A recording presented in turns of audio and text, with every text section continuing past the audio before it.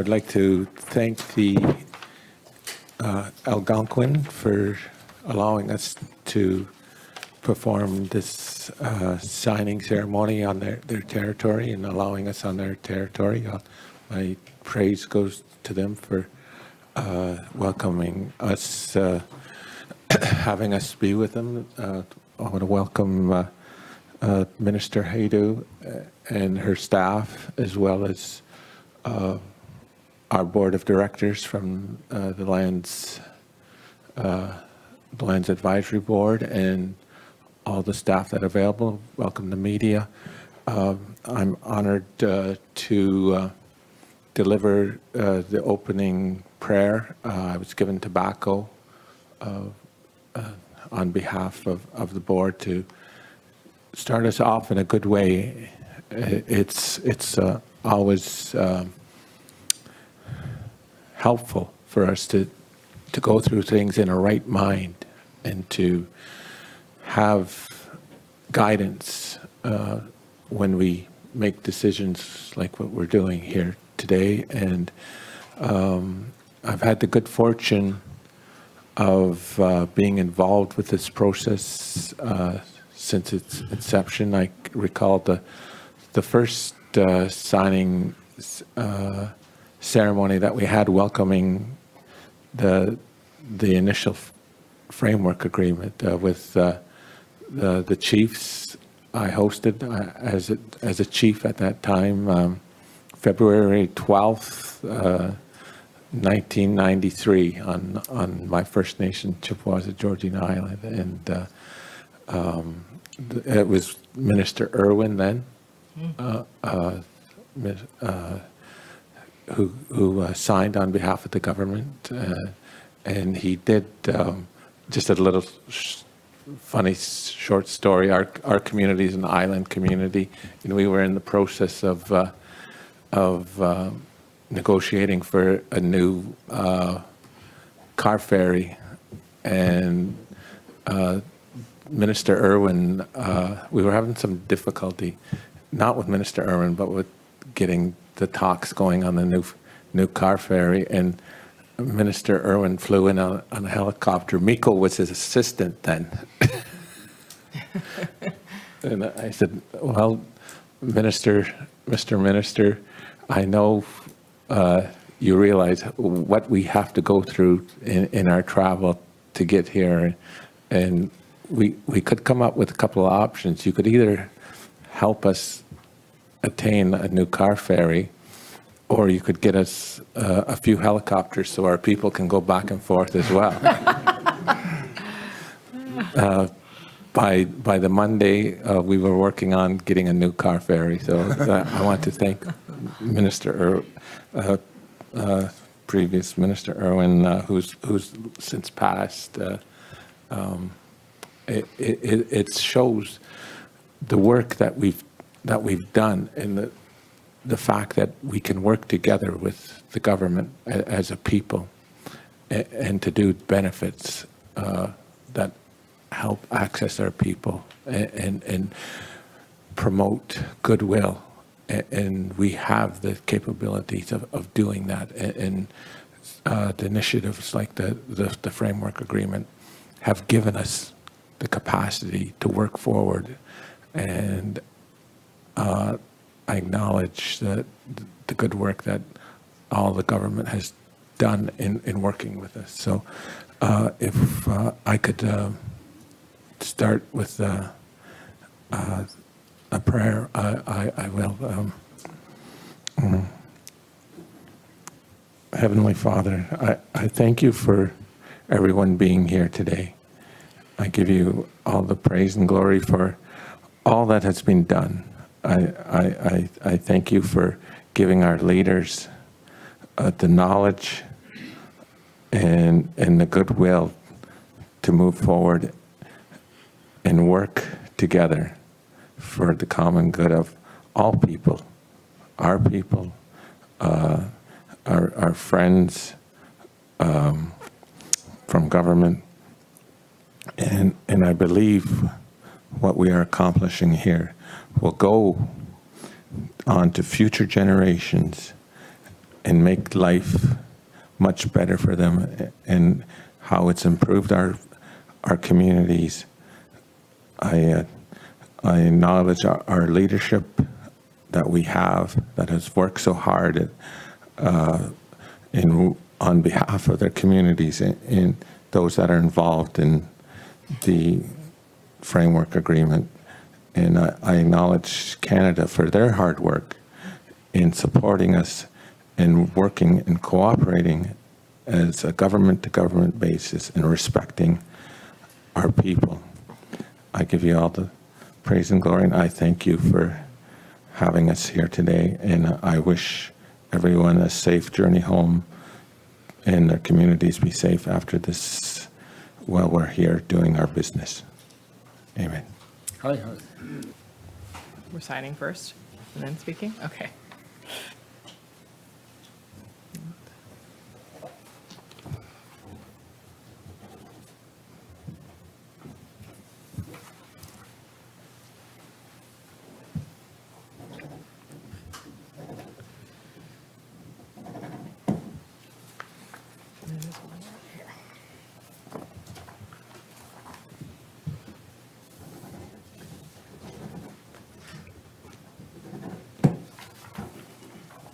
Okay, signing complete.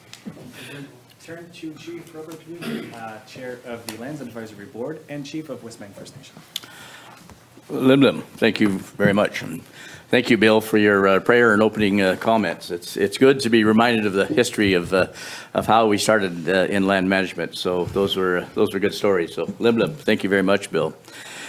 Waihaskahalt, Inch Iskwi Simu, Kindomiham, Westbank First Nation. My ancestral Okanagan name, Okanagan Silk's name is Simu. It means connected to the land. And the work that we're doing is very much connected to the land. And I thank my Stemtima, my grandmother, for honoring and giving me that name as a young boy. It stuck with me all this time, and I value that honor to this day. So Lim for that. I too thank the Algonquin people, the traditional peoples of this land. I hold my hands up to the ancestors, to the people, for what they've done to protect these lands and allowing us to be here today. This is a very, very important day today. When we're talking about money and commitment of monies, it's always important.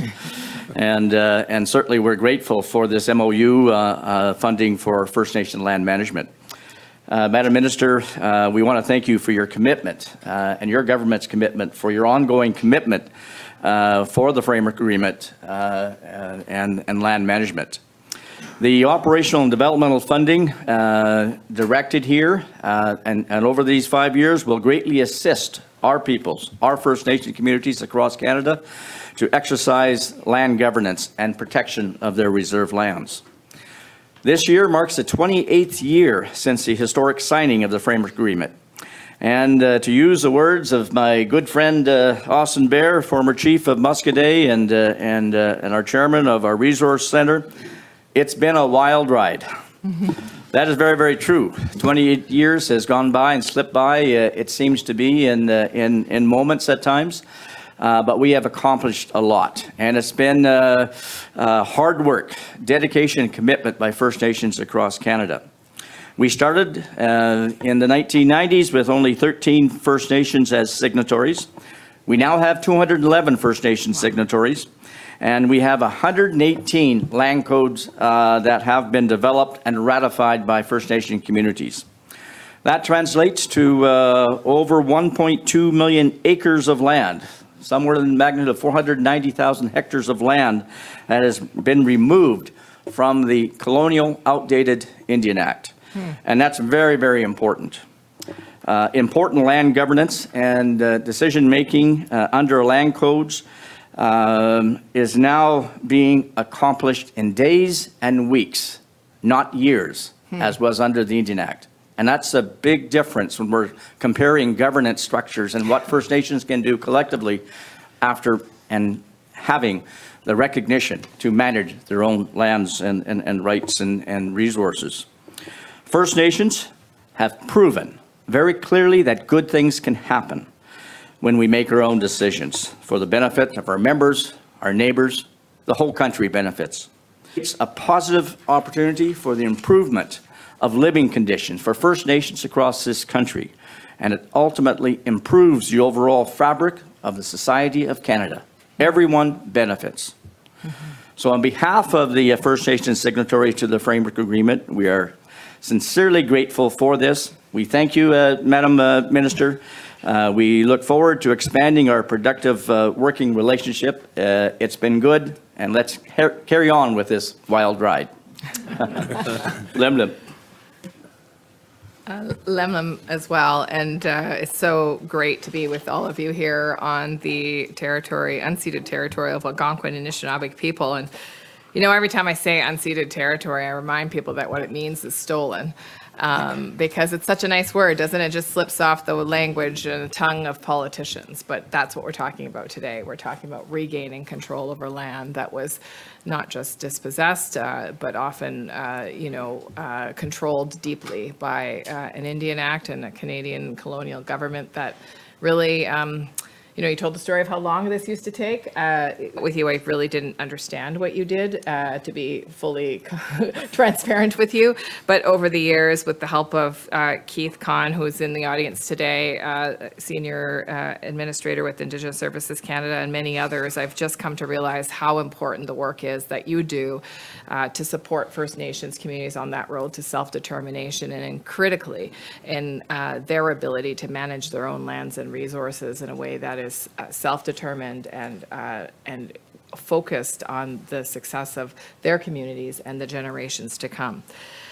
This is progress, I believe, on the path to reconciliation, but I always remind my peers in all parties that reconciliation can never be defined by the colonizer. It has to be defined by Indigenous peoples. And so it gives me courage and heart to hear both the elders' words about the history of LAB, how far we've come, your words, Chief Louis. That to me are, those words mean something. It means that we are on a good path, and it means that when the government of Canada and governments really at every level let go of controlling tools, mechanisms, and laws and turn over those rights to create those tools and own those tools and develop those tools and evolve those tools to Indigenous partners, magic happens, actually. And you're absolutely right, Chief Louis. It is good for all of Canada, and we need to keep saying that loudly, all of us, Indigenous partners, non-Indigenous partners, that when everybody in this country has a true, fair, and chance to succeed, when people feel that their worth and their value and their purpose can be fully actualized, that's when Canada is truly going to be unstoppable. And I think actually until we get to that place, we are challenged. And so this is an important piece of that work. So today, I'm very excited to say that the agreement that we signed is a new 5-year agreement that increases funding for communities that want to manage their own lands. And so it's exciting to hear you talk about how accelerated the process is now, and you will have the financial resources then to support communities to be able to do that work quickly. Budget 2023 invests $187 million over 5 years and $34 million ongoing to support communities to manage their own lands. And as I think the Chief and Elder have spoken about, this will have direct impact on communities immediately. There's an immediate 21% funding increase for most First Nations that already have their own land codes. There's a 50% increase to support communities that want to opt out of the Indian Act and to create their own land code. And we anticipate that this increase will help up to 50 more First Nations create those land codes. When I was trying to work on my remarks for this event, I kept saying, the way that I've learned to do my job as a politician is to tell stories. And I kept saying, what does this mean, though, to the average person listening today or reading the newspaper article tomorrow? And so I asked for a few examples, and I'm going to give you a few examples of what this actually means to communities. For example, in Fort McKay First Nation, this capacity to manage their own lands meant that they could clean up an unauthorized dump site and remove over 11,900 kilograms of waste from their reserve lands for disposal at an authorized disposal site. So we're talking about the direct health and wellness of not just the land, but the people in that community. It also means a place like Lakamal First Nation could hire an emergency management team to update the community's emergency plan and provide related training for the community. It means that communities can attract investments in the way that they want to, in the way that works for their community. It means that they can do business and make transactions according to their own rules and to their own pace. For example, Shiway Village progressed on the development of a residential community with over 100 homes built to date. So it can accelerate the kinds of infrastructure gap closure that is enormously challenging. And all of you know the size of the gap across this country. And indeed, those tools of self-determination help communities move even more quickly to address those significant infrastructure gaps and create the kinds of communities where people not only want to stay, but where they want to come back to and raise their families and contribute to the ongoing growth of the community. So this is a very exciting announcement. I believe it's about protection for the next generation as well. It is about the knowledge that Indigenous people have always had, that we need to be thinking 7 generations out.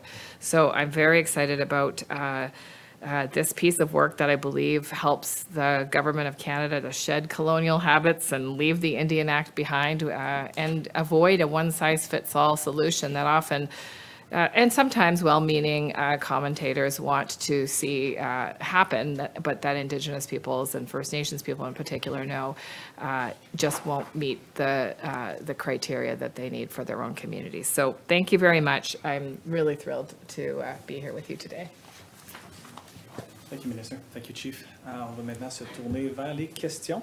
So please, one question and one follow-up question per journalist, and please identify yourself and the media you're working for.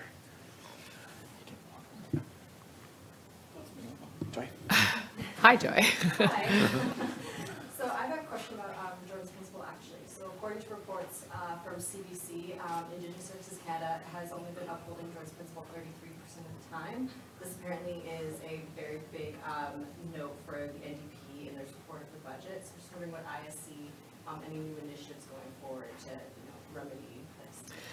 Yeah, well, first of all, I mean, I think I should start with the good news, which is that Jordan's Principle requests have grown exponentially since the Government of Canada, under the Liberal leadership, began to honor Jordan's Principle. And as you know, this is a program that, as communities become aware of, as families become aware of, as many different agencies become aware of, we're getting more and more applicants. So it's a good problem to have in some ways, because people know that those services are available and that that there is support for that. The challenge is that the volume of services, which can range from a very small request for an item, a particular service, a one-time service, all the way up to really complex requests that might be for a child that has very specific and ongoing special needs cares, really are overwhelming the department. And so we have been working with Indigenous partners on ways that we can streamline those requests. It isn't a question of the funds being available. The funds are available and the drawdown is there, and we have the ability to pay and remit those payments to the variety of partners that are providing the services. The challenge is really managing the volume. And so I would say that the deputy is working very hard with her team to look for ways that we, for example, could automate some easier requests, for lack of a better words, for smaller routine requests, or ways that we could group requests together. But I think the real solution is actually the transformation that's happening through actually empowering First Nations communities, agencies to take control of Jordan's Principle themselves and have a direct relationship with the client, rather than client, family, person, rather than go through the federal process. So it's really, all options are on the table, and we're working really diligently to get those requests moved through the system as quickly as possible. Do you have a follow-up or?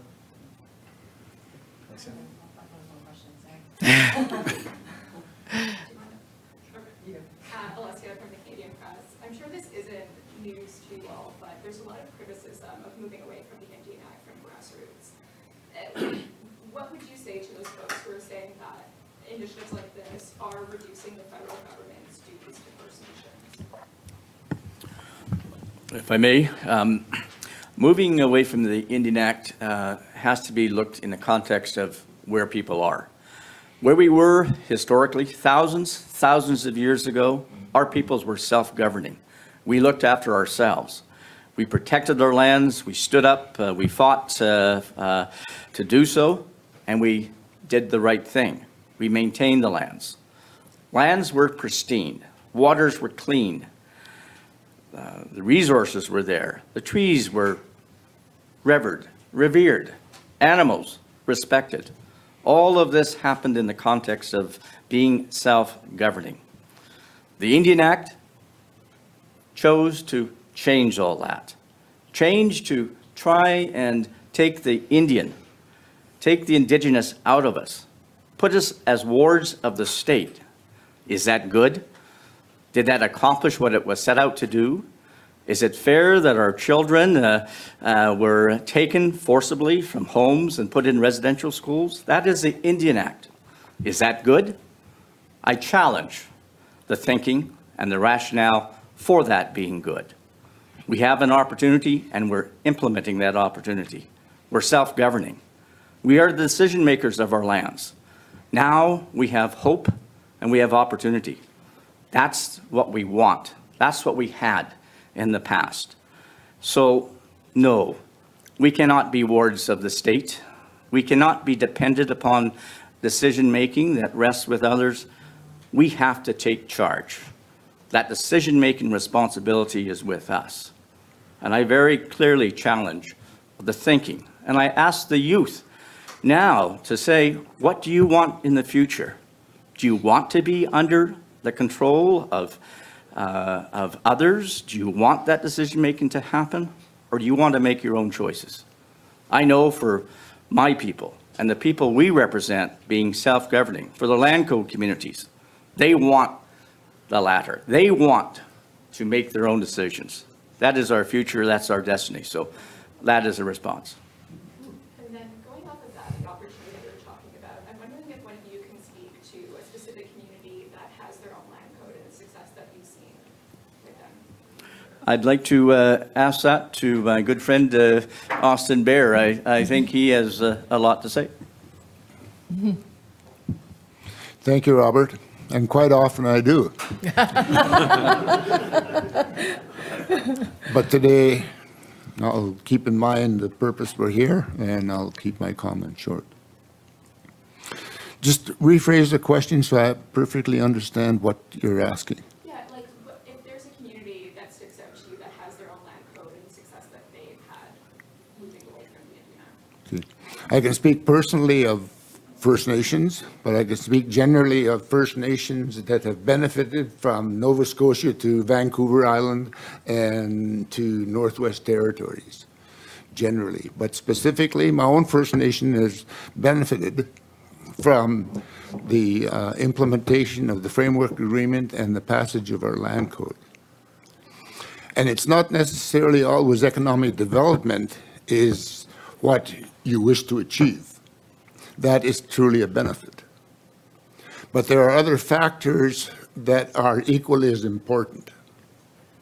And for my First Nation and to our elders and the direction of our elders was, and the elders knew best, how the Indian Act impacted our First Nation and our families, particularly with the imposition of the Indian Act on our livelihood, and with respect to, of course, residential schools.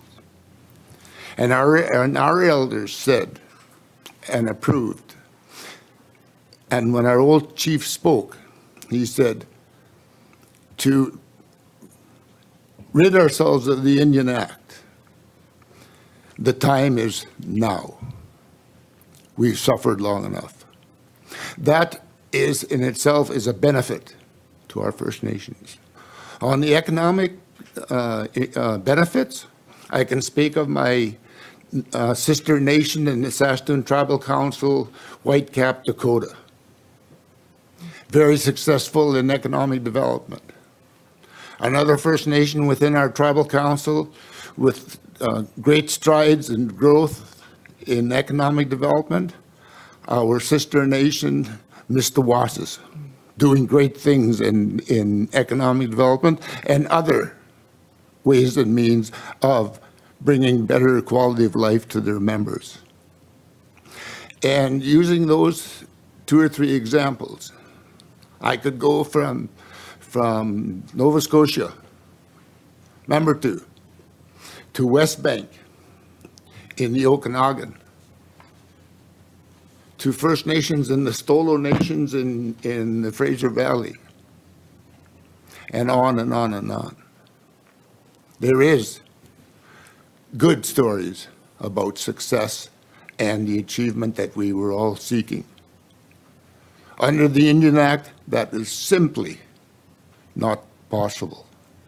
While there is some success with First Nations still under the Indian Act, I think they could realize even greater success if they chose to accept and sign on to the framework agreement.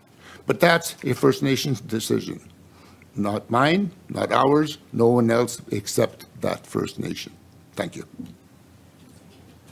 Just have one final question. So Budget 2024 opened up the sale or the use of federal lands. I'm just wondering if there's any conversation about opening those lands for First Nations use or for First Nations. That's a really good question. I don't know the answer to that question, but we'll get back to you about that. I will just say, though, that I have reiterated, and I know the Prime Minister expects this, that reconciliation is really an important piece of every federal agency and every federal department's role, that it is no longer, solely the responsibility of the ministers that have direct responsibilities to First Nations. And so increasingly what I'm seeing across the federal family, and I see Keith nodding, which makes me hopeful, is that federal departments are engaging and creating relationships with First Nations and Indigenous partners. And so, for example, in infrastructure, we have seen through the Housing Accelerator Fund, many First Nations apply and many successful First Nations in that fund. I know that that's happening across other general funds and programs that the federal government is offering. And I think that's important that First Nations realize this, that there are funds and opportunities through every department at the federal, in the federal family, employment services, Department of Transport, you name it, that have different kinds of streams of funding that may not be quote unquote designated for Indigenous priorities, but that Indigenous applicants are welcome and encouraged to apply for, because the more applicants to those funds, the more opportunities there are for equitable distribution of them. Any other question? All right, ça conclut notre point de presse. That concludes the presser. Thank you very much. Thank you. Thank you. Great stories. Thank you so much. Thank you. Yeah.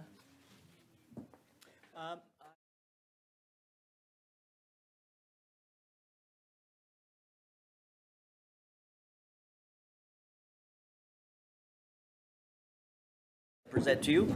So on behalf of our land code communities, land management across this country, if you would accept this this gift here of this carved wooden feather, and we have some tobacco and a card in there, but it's our honor to present this to you, and we say, Lim Lim, thank you for all you and your government support in helping us with land management. Thank you very much, Chief Lou. Thank you so much. Thank you. It's an honor. Lim Lim. Thank you. Beautiful. Wow. Lovely. Thank you. Thank you. I think we have a meeting there. Yes. That's okay. Yes. Let's Thank you go for do your time that. on that. Yes. Well, thank you.